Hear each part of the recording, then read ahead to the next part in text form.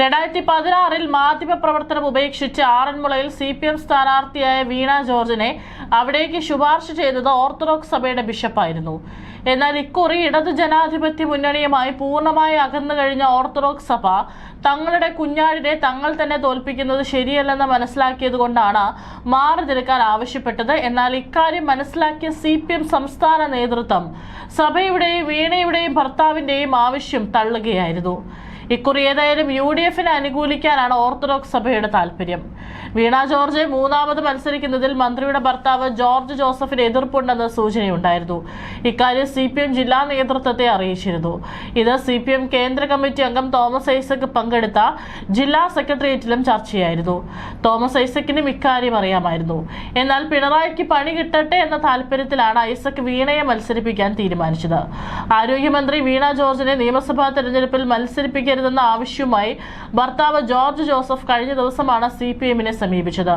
തിങ്കളാഴ്ച ചേർന്ന ജില്ലാ സെക്രട്ടേറിയറ്റ് യോഗം ഈ വിഷയം ചർച്ച ചെയ്തു. യോഗത്തിൽ പങ്കെടുത്ത സംസ്ഥാന സെക്രട്ടേറിയറ്റ് അംഗവും കേന്ദ്ര കമ്മിറ്റി അംഗവുമായ തോമസ് ഐസക് ഇക്കാര്യം സംസ്ഥാന നേതൃത്വത്തിലേക്ക് റിപ്പോർട്ട് ചെയ്തു. വീണ ജോർജ് സംസ്ഥാന കമ്മിറ്റിയിലെ ക്ഷണിതാവായതിനാൽ തീരുമാനമെടുക്കേണ്ടത് സംസ്ഥാന നേതൃത്വമാണ്. കുടുംബപരമായ കാര്യങ്ങളുണ്ടെന്നാണ് ജോർജ് CPM നേതാക്കളെ അറിയിച്ചിട്ടുള്ളത്. ഓർത്തഡോക്സ് സഭ മുൻ സെക്രട്ടറിയാണ് ജോർജ്. സംസ്ഥാന ജില്ലാ ഏരിയ നേതാക്കളോടാണ് ജോർജ് ഫോണിലൂടെയും ചിലരോട് നേരിട്ടും വാക്കാൽ ആവശ്യപ്പെട്ടത്. ഏരിയ തലത്തിലുള്ളവർ ജില്ലാ തലത്തിലേക്കും ജില്ലാ തലത്തിൽ നിന്ന് സംസ്ഥാന തലത്തിലേക്ക് വിവരം കൈമാറി. വീണ ജോർജിനോടും ഭർത്താവിനോടും ചോദിച്ച് നിജസ്ഥിതി അറിയാനുള്ള നീക്കം സംസ്ഥാന നേതൃത്വത്തിൽ നിന്നുണ്ടാകും. ആറന്മുളയിലെ സിറ്റിംഗ് MLA ആയ വീണ ജോർജിനെ അവിടെ വീണ്ടും മത്സരിപ്പിക്കാനാണ് CPM സംസ്ഥാന കമ്മിറ്റിയുടെ തീരുമാനം. ജില്ലാ കമ്മിറ്റി വീണയുടെ പേര് മാത്രമേ ശുപാർശ ചെയ്തിട്ടുള്ളൂ. 2016 പുതുമുഖ സ്ഥാനാർത്ഥിയായിട്ടാണ് മാധ്യമപ്രവർത്തക എന്ന വീണ CPM ചിഹ്നത്തിൽ ആറന്മുളയിൽ മത്സരിച്ചത്. 2021 വിജയം ആവർത്തിച്ചു. 2019 ലോക്സഭാ തെരഞ്ഞെടുപ്പിൽ പത്തനംതിട്ട മണ്ഡലത്തിൽ നിന്ന് മത്സരിച്ചെങ്കിലും ജയിച്ചില്ല. ജോർജിൽ നിന്ന് ഇത്തരമൊരു ആവശ്യമുണ്ടായത് CPMൽ ഞെട്ടലുണ്ടാക്കിയിട്ടുണ്ട്. കണ്ണൂരിൽ KSU പ്രതിഷേധത്തിനിടെ പരിക്കേറ്റ് വീണ പത്തനംതിട്ട കൊടുമണ്ണിലെ വീട്ടിൽ വിശ്രമത്തിലാണ്. അവിടെ നിന്ന് പത്തനംതിട്ടയിലെ സർക്കാർ ചടങ്ങിൽ പങ്കെടുത്തെങ്കിലും ഒഴിഞ്ഞ കസാരകളെ നോക്കി അവർക്ക് പ്രസംഗിക്കേണ്ടി വന്നു. അന്തരിച്ച മുൻ മുഖ്യമന്ത്രി ഉമ്മൻചാണ്ടിയുടെ സഭയാണ് ഓർത്തഡോക്സ് സഭ. സഭാ നേതൃത്വത്തിന്റെ വാക്കുകൾക്ക് കോൺഗ്രസ് നൽകുന്നത് വലിയ പ്രാധാന്യമാണ്. അതുകൊണ്ട് തന്നെ ആറന്മുളയിൽ ഇരുതവണ UDF ജയിക്കട്ടെ എന്ന് സഭാ നേതൃത്വം തീരുമാനിച്ചാൽ ജനക്കൂട്ടം അതിന് കൈയടിക്കും. ആരോഗ്യവകുപ്പിന്റെ പ്രവർത്തനങ്ങൾക്കെതിരെ വ്യാപകമായ തോതിൽ എതിർശബ്ദങ്ങൾ ഉയർന്ന സാഹചര്യത്തിലാണ് വീണ ജോർജിന്റെ പിന്മാറ്റം ചർച്ചയായത്. ഒന്നാം പിണറായി സർക്കാരിന്റെ കാലത്ത് ഏറ്റവും അധികം തിളങ്ങിയ വകുപ്പാണ് ആരോഗ്യം. ശൈലജ ടീച്ചറായിരുന്നു അന്ന് മന്ത്രി. ശൈലജയുടെ ഇമേജ് ഇല്ലാതാക്കാൻ പിണറായി ശ്രമിച്ചിട്ട് പോലും നടന്നില്ല. ടീച്ചറമ്മയെന്നാണ് അക്കാലത്ത് ശൈലജ അറിയപ്പെട്ടത്. ശൈലജ ടീച്ചറെ മന്ത്രിയാകാതിരുന്നത് CPMന്റെയും പിണറായിയുടെയും അതിബുദ്ധിയായിരുന്നു. മന്ത്രിയായില്ലെങ്കിൽ പോലും കഴിഞ്ഞ 5 വർഷം, അതായത് രണ്ടാം പിണറായി സർക്കാരിന്റെ കാലത്തും ചർച്ച ചെയ്യപ്പെട്ടത് ഒന്നാം പിണറായി സർക്കാരിന്റെ കാലത്തുള്ള ശൈലജയുടെ നേട്ടങ്ങളാണ്. വീണ ജോർജ് മന്ത്രി ആയപ്പോൾ തന്നെ അവർക്ക് നേരിടേണ്ടി വന്നത് ശൈലജ ടീച്ചറുടെ ഇമേജാണ്. അതുകൊണ്ട് തന്നെ വലിയ മാനസിക സമ്മർദ്ദമാണ് വീണ ജോർജ് അനുഭവിച്ചത്. എന്ത് പറയുമ്പോഴും അവരെ ശൈലജ ടീച്ചറുമായി ജനങ്ങൾ താരതമ്യം ചെയ്തു. സർക്കാർ നിയന്ത്രണങ്ങളിൽ ഇളവ് ആലോചിക്കുന്നതിനിടയിലാണ് മന്ത്രിയുടെ വിശദീകരണം വന്നത്. കേന്ദ്രമാകട്ടെ ഓണത്തിൽ പോലും ഇളവ് നൽകരുതെന്ന അഭിപ്രായക്കാരായിരുന്നു. രാജ്യത്ത് കോവിഡ് ഉയർന്നു നിൽക്കുന്ന സംസ്ഥാനം എന്ന നിലയിൽ കേരളത്തിന്റെ സ്ഥിതി അതീവ ഗൗരവമാണെന്നായിരുന്നു കേന്ദ്ര സർക്കാരിന്റെ അഭിപ്രായം. മൂന്നാമത് അബദ്ധം രാഹുൽ ഗാന്ധിയുടെ ഓഫീസ് ആക്രമണ സമയത്തായിരുന്നു. മന്ത്രിയുടെ സ്റ്റാഫിൽ ഒരാൾ കേസിൽ പ്രതിയായി. SFI പ്രവർത്തകനെ മന്ത്രി തള്ളിപ്പറഞ്ഞു. സ്വന്തം സഖാവിനെ തള്ളിപ്പറഞ്ഞ മന്ത്രി വീണ ജോർജിനെതിരെ SFIയിൽ രോഷമുയർന്നു. മന്ത്രിയായപ്പോൾ വീണ തലമറന്ന് എണ്ണ തയ്ക്കുകയാണെന്നായിരുന്നു ആരോപണം.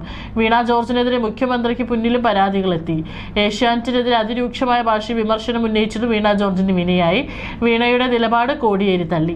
പാർട്ടി പരിപാടിയിൽ പങ്കെടുത്തതിന് SFI നേതാവിനെതിരെ ഇത്രയൊന്നും പറയേണ്ടതില്ലെന്നാണ് കോടിയേരിയുടെ നിലപാട്. മുൻമന്ത്രി KK ശൈലജയുടെ വിശ്വസ്തനായ ഡോക്ടറെ തള്ളിപ്പറഞ്ഞാണ് പിന്നീട് മന്ത്രി വീണ ജോർജ് വാർത്തയിൽ നിറഞ്ഞത്.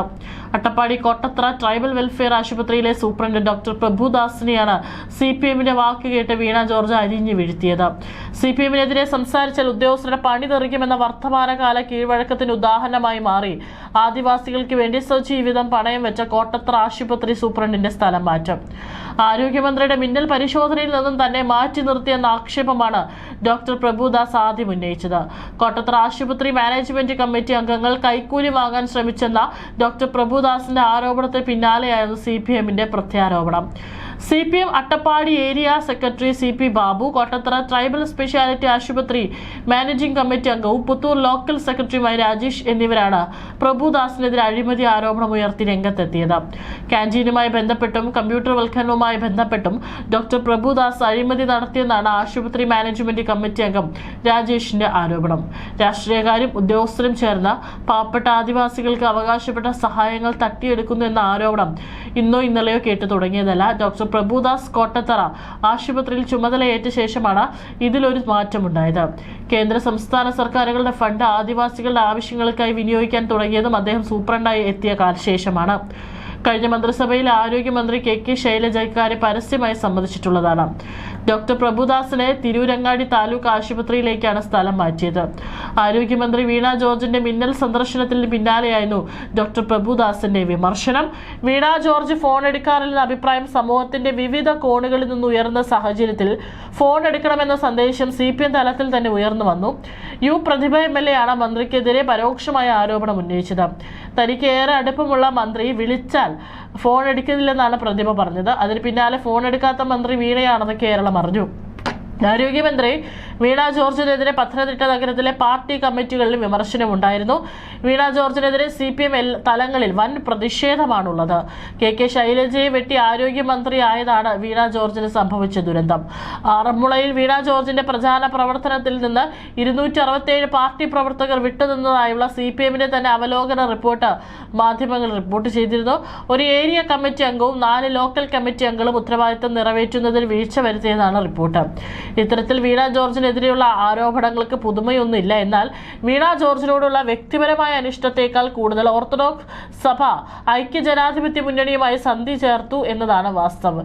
UDF മാത്രമേ അടുത്ത അധികാരത്തിൽ വരികയുള്ളൂവെന്ന് ഓർത്തഡോക്സ് സഭ വിശ്വസിക്കുന്നു. അതിനാൽ തന്നെ സമുദായ അംഗത്തെ നിർത്തി തോൽപ്പിക്കരുതെന്ന് ഓർത്തഡോക്സ് സഭ കരുതിയെങ്കിൽ തെറ്റു പറയാനാവില്ല. പക്ഷേ വിനാശകാലി വിപരീത ബുദ്ധി എന്ന മട്ടിൽ വീണ ജോർജ് സ്വയം ഒരു ഇരയായി തീരുകയാണെന്ന് പറഞ്ഞാൽ മതി.